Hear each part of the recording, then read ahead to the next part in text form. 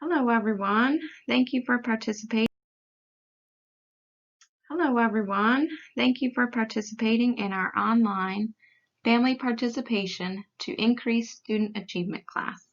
I am Jamie Gualiano, the Early Education Program Lead at Smart Start Rowan. To start, please type your name in the chat box and the name of your school.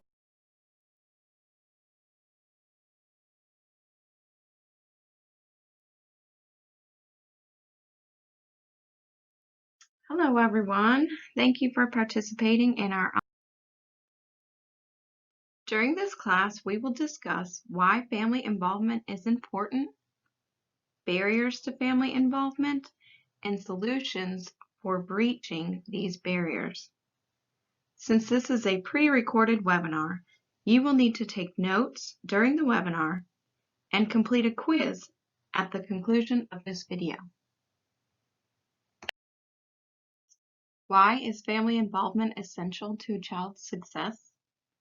Parents and guardians are experts on their own children and are the most influential people in that child's life. Families who provide their children with a solid foundation before school begins and stay involved throughout the school year will be better able to assist students in becoming successful.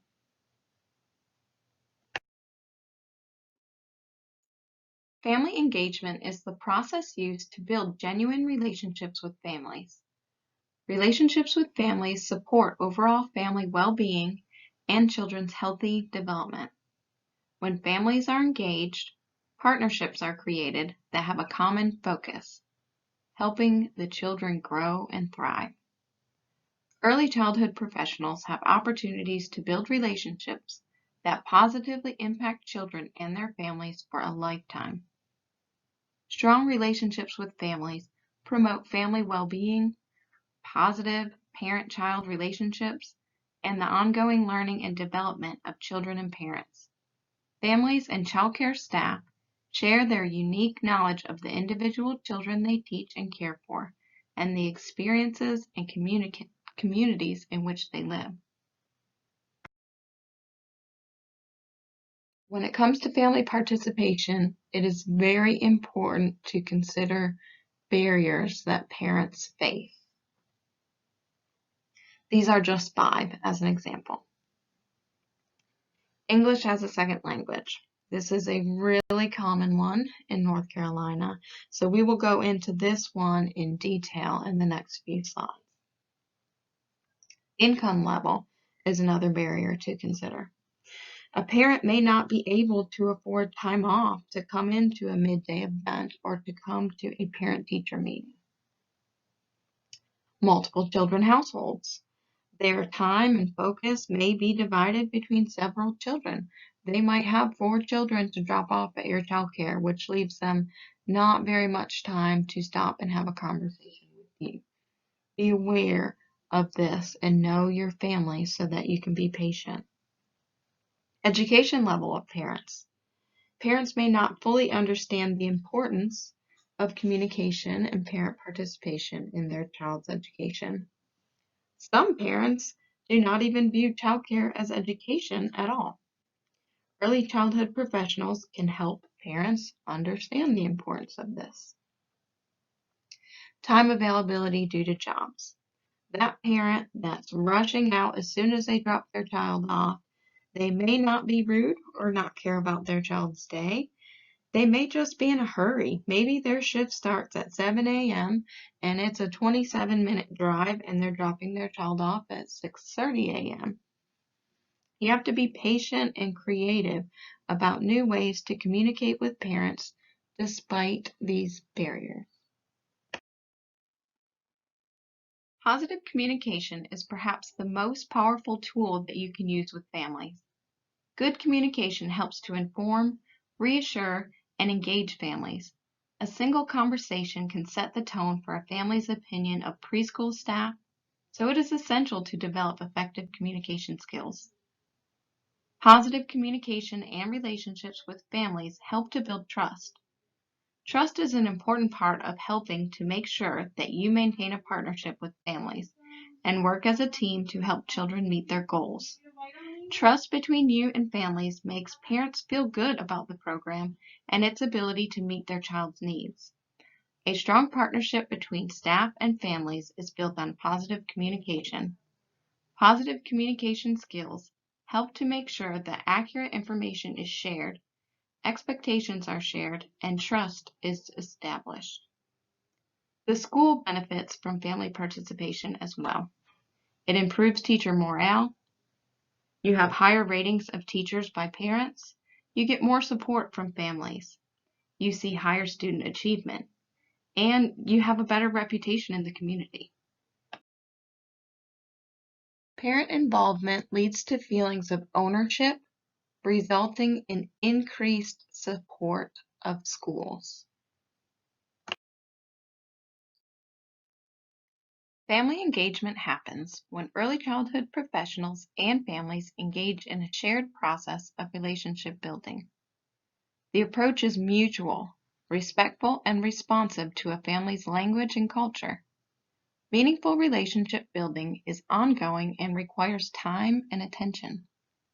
Communication between home and school should be regular, it should be two-way, and it should be meaningful. To communicate effectively, both parties must be aware of and address issues such as cultural diversity, language differences, and special needs. Communication must be effective. Child care professionals partner with families to share responsibility for the care and learning of children. For example, they work with a parent to plan ways to support the child, a team approach that includes everyone at home and in the program. They make a point to check in, to revisit a plan, and meet when new ideas are needed. Engagement in the early years prepares families to be involved throughout their child's school years. Most importantly, their efforts support the parent-child relationships that are key to a child's healthy development, school readiness, and well-being now and in the future. Effective communication requires school-initiated contact concerning the vital information about a child. This information would include strengths, challenges, and accomplishments of the children. Teacher and parent communication should start right at the beginning before any problems come about. Be clear with your students' parents about what you expect with regards to their behavior, attendance, and academic responsibilities and results. Talk to parents and understand their expectations too. When these expectations align at both home and school, that is when you will start to see positive results with your children. Communication is essential in establishing a goal for both teachers and parents to work towards. This will benefit the student's education and behavior at home and in the classroom.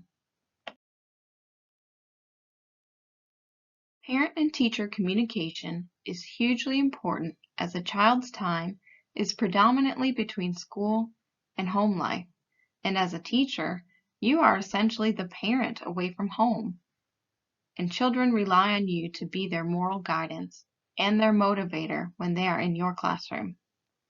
You are in charge of their education, undoubtedly one of the most important tasks in the world. Teachers need to be highly motivated, professional, and willing to work collaboratively with parents for the good of their children. Initiate the contact with them and don't wait for them to come to you. Often, parents can be nervous or feel as if they are interfering. It's easy to talk to parents if they are active in the school environment and attend things like interactive shows and events. However, it can be a little harder with parents that don't. The important thing is to establish why they are not involved. It may have something to do with work or clashing commitments, and you must never assume that they simply don't want to be there. A two-way communication channel between teachers and parents is probably the most important factor and getting the teacher and parent communication thing absolutely right. Teacher and parent communication isn't just about keeping open channels for feedback. It's also the platform for starting a healthy, respectful relationship with parents that will ultimately benefit your students hugely. Once you realize that both teachers and parents want what's best for children, then you can really begin to work on a way to implement it. Parents who do not speak English at home have lower rates of attendance at general school meetings, parent-teacher conferences, or school or class events. This does not have to be a barrier we can't break down. Ask questions. Read. Take time to learn about their language and heritage. Avoid stereotypes at all costs. Whether you have a predominantly Hispanic, Asian, Arab, or European student population, ethnic groups come in all colors, shapes, and sizes, not to mention dialects and religious backgrounds. Don't assume anything. People within the same ethnic group, and often from the same country, will eat different foods, speak different languages, and celebrate different holidays. Use technology. Professional translators aren't always available at schools, but Google Translate is. Isn't it perfect? No, but it works fairly well. If you use Remind, you can copy and paste the translation into your messages so parents can receive them in their native language. Use standard English. Some parents' English is broken, but they will be able to understand the gist of the message if you speak slowly and avoid slang, idioms, and analogies. Ask for their 2 cents, and they may hand you some change instead of giving you their input. Likewise, an analogy may help a native English speaker more clearly understand a teaching strategy or approach, but to a non-English speaker, it may be completely confusing and sometimes even frustrating. Smiles are understood by all. Care and compassion have no language. A warm and friendly demeanor will express much more than words. When parents sense you are genuinely concerned about their son or daughter, they will connect with you and it will improve their child's school performance. Stay connected. Reaching out to parents is not a once-a-year thing. We need to stay in touch all year long. Connecting with parents helps develop a valuable partnership that will undoubtedly benefit the student in the classroom. Push politics aside. Our students' birthplace or immigration status is irrelevant. They are entitled to an education, and it is our job to serve them well. Reaching out to parents will not only generate their support, but will likely increase academic achievement. At the beginning of each school year, it's important to have practical tools ready that will help you connect with families who do not speak English. Here are 3 tools that are very useful in this process. The first one is Google Translate. This is a powerful translation app that you can use on your iPad or your iPhone. It supports over 90 languages and enables you to use your camera to translate to text in 26 languages. It also has a feature that provides two-way communication, and it automatically translates your speech. It does that in 40 different languages. iTranslate is another app you could download on your iPhone or your iPad. This technology helps you speak any language in a second. You type in what you want to say, and it will translate it and read it out loud to the parent if you need to. And it does that in 90 languages. There's also iTranslate Voice, which is another app you could download. This is really good for immediate conversations to and from. You speak into it, and it immediately translates it into the language that you want. You could also have the parent speak their language into it, and it will translate it back to English for you. These are really great tools to have ready and downloaded at the beginning of every school year. Incorporation of culture into the classroom. Teachers must acknowledge the cultural differences of their students and strive to incorporate cultural contributions to the classroom, the whole building, their district, and even their community.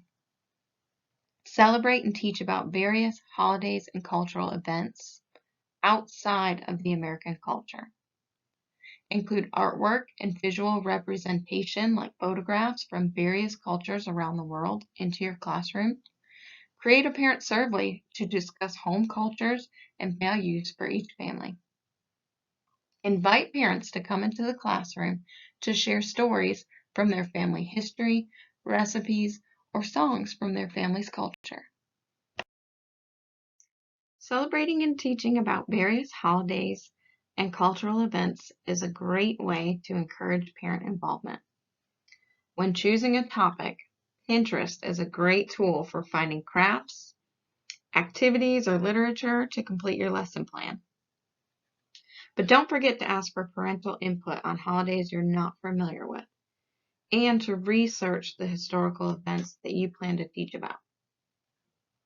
You can always invite parents to participate in classroom celebrations or to help give a lesson by singing a song, reading a book during circle time, playing an instrument, or even bringing in a cool artifact or family heirloom that has to do with your lesson plan.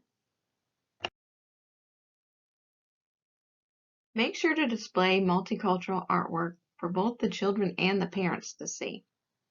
For children, this would mean putting this at their eye level, and for parents, this might mean a bulletin board outside of your classroom. Also, take a good look around your class. What races and cultures predominate your materials? Parents are more likely to feel comfortable in your classroom when you show an interest in incorporating their culture. Look at your books, your dolls, your building structures, the pictures you have posted on your walls, and ask yourself, what cultures and races are predominant in my classroom? Think about how you could change this. When I was a child care teacher, I would give each new student's family in my class a parent survey. The parents were able to list goals for their children while in my classroom, like potty training or sharing toys or self-help skills. They could also share something special about their child, a specific interest they had or food preferences. But I would also ask them to share about their family traditions. I would suggest, if you plan on doing one of these, to not use a phrase like, do you celebrate Christmas? Yes or no. Replace that question with, what holidays does your family celebrate, and what traditions would you like to share about? Asking these questions can actually give you some great inspiration for your weekly lesson plans. These surveys really helped me get to know my students and their families, and parents really seem to appreciate my interest in knowing these things. Set up your classroom for success. Create a warm and visitor-friendly environment. Classrooms need to be attractive and developmentally appropriate for the age group. Have an adult-sized chair or bench for a parent to use when joining a child for lunch or when sitting to read a book to their child. Make it obvious that adults are welcome. The teacher should make the parent contact first. New parents, and especially first-time parents, may not feel comfortable enough to make the first contact. Be clear that you encourage and want parent input and participation from the beginning.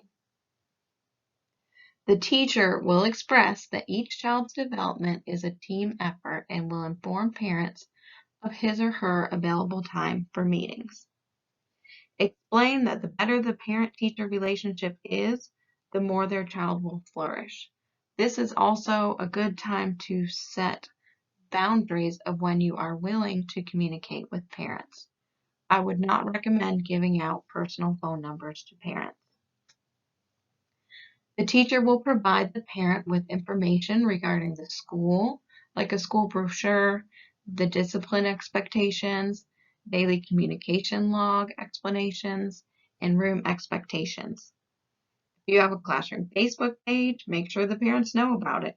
Nothing frustrates or isolates a parent more than lack of communication. This is a list of suggested either school-wide or classroom parent participation opportunities that you could incorporate into your school or classroom. You could have an open house or student orientation, a quarterly parent-teacher meeting, or at whatever time increment you feel is appropriate for your classroom. Let the parents choose their own time slot. Be considerate of work schedules.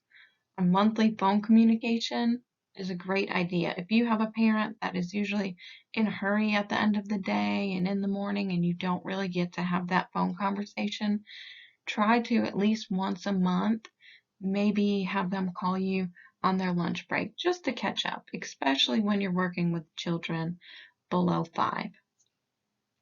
You could use a class dojo, encourage participation in field trips and school functions.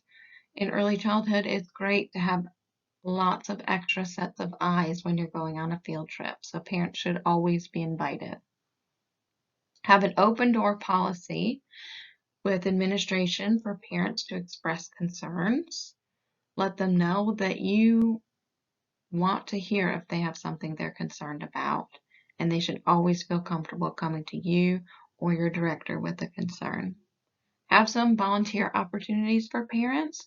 They could volunteer to bring in donations of toys when they're doing a clean out before Christmas time, or they could have a time that they sign up to read a book to your class or to come help with snack. There are lots of volunteer opportunities that you can come up with for parents to participate in the classroom.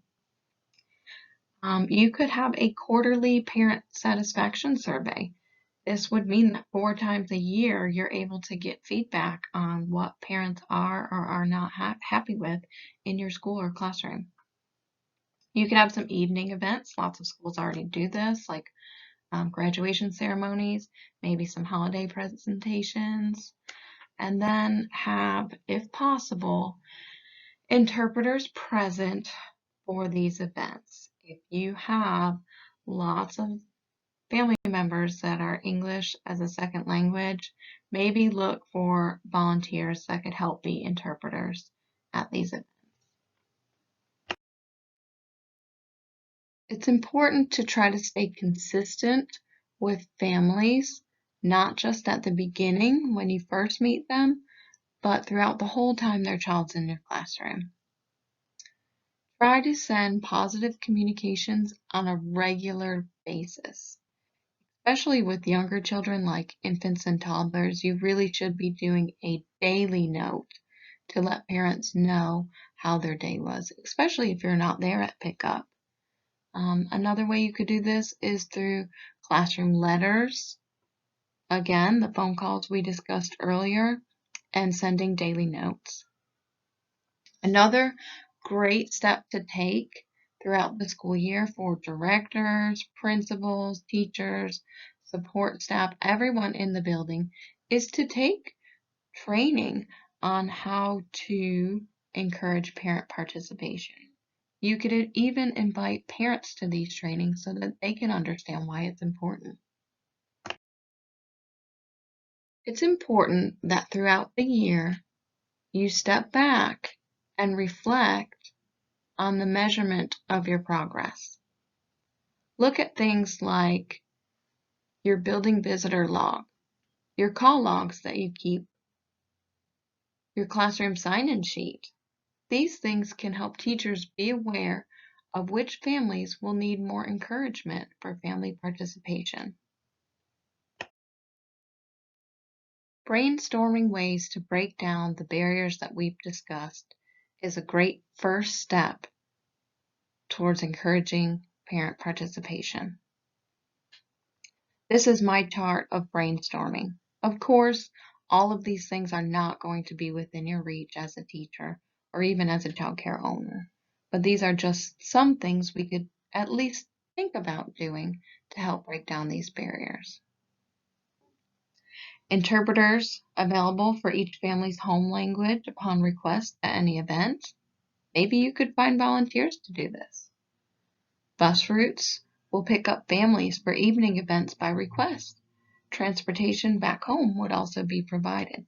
This is a great idea. Maybe this isn't reasonable for your school, but maybe you could have a carpooling sign-up sheet for parents that don't have participation. Connect them with other families that maybe live in their area. Have both daytime and evening events to work with families that work different shifts. Monthly phone calls to guardians develops and sustains a relationship between the teacher and families. Class Dojo is a great idea, and it keeps a consistent and open line of communication between families and teachers. And it also has the translation option for families that speak English as a second language. Having an open door policy ensures families can feel comfortable coming to talk with us about any issue they have or that their child is having. Have flexible parent-teacher meeting times. Professional development available for all staff. Maybe even have professional development available for parents. English as a second language courses also available at no cost to families. This is a really great idea that some public schools actually have now, but maybe you could find a family resources on maybe the local community college that has free classes for English as a second language. To start your homework assignment for this training course, I want you to make a chart similar to mine. This can be handwritten, and brainstorm solutions to the barriers that you have with parent communication. Are your parents too rushed? Do you feel like your parents don't really stop and take the time to communicate with you about things? Think about those barriers and then brainstorm some solutions to those barriers. Personally, when I want to get something done, I like to make a list of goals that I would like to reach. I would like to make a sentence of what it looks like when my challenge is completed. So when it comes to family participation, I made a list of 5 projected outcomes and goals. The first one is parent participation will increase in the next school year with these approaches. Parents will feel welcome and part of our school community. Parents will understand they are stakeholders in their child's academic success. Students will excel and become more engaged in their academics in their classroom. We will see an overall increase in parent participation.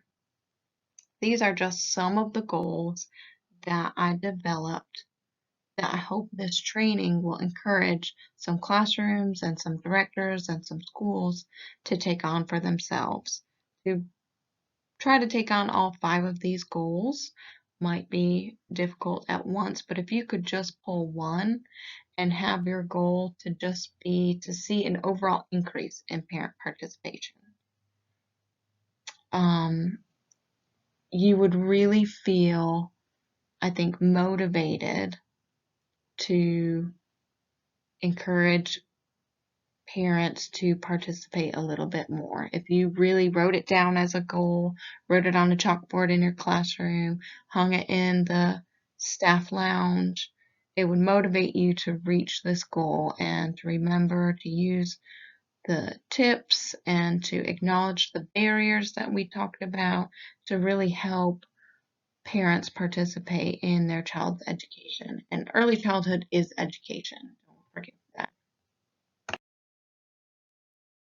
In order to receive credit for taking this training, you must complete the homework assignment which is a written assignment and a short quiz on family participation. You must also complete the class evaluation on SurveyMonkey. Once these items are complete, I will send you your certificate of completion for this course. This course is worth 1.5 credit hours. So as for the homework assignment, this is what I want you to do. First, I want you to brainstorm barriers in your classroom to parent involvement. If you don't have a classroom right now, if you don't have any current barriers, make them up. List 2 barriers. These barriers do not have to be in complete sentences. You could just say barrier 1, parents are too busy to stop and talk to me. Barrier 2, parents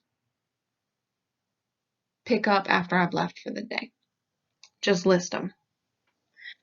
For part 2 of the written assignment, I want you to brainstorm solutions to the 2 barriers that you came up with. I want you to make 3 solutions. 3 solutions total. You don't need to make 3 solutions for your first barrier and 3 solutions for your second barrier, just 3 solutions total. And I want these in complete sentences. So each solution should have 2 to 3 sentences. So 3 solutions with 2 to 3 sentences each. The last part of your homework assignment is I want you to list 10 positive outcomes for your students and families when barriers are broken down. An example of this would be when I communicate better with parents, the children seem more excited to come to my classroom at the beginning of the day, period. So that would be an example of one positive outcome. I want you to come up with 10. It's just one sentence, but I want them in complete sentences. When you're completed with this, send it to my email at jgualiano@smartstartrowan.org. Once you've finished that, take the quiz, complete the evaluation, and I will send you your certificate. If you have any questions about the homework assignment or if you're struggling with something, you could also contact me by email. I can help you through these. I'm here for you. This is something I'm very passionate about. I'd be happy to help.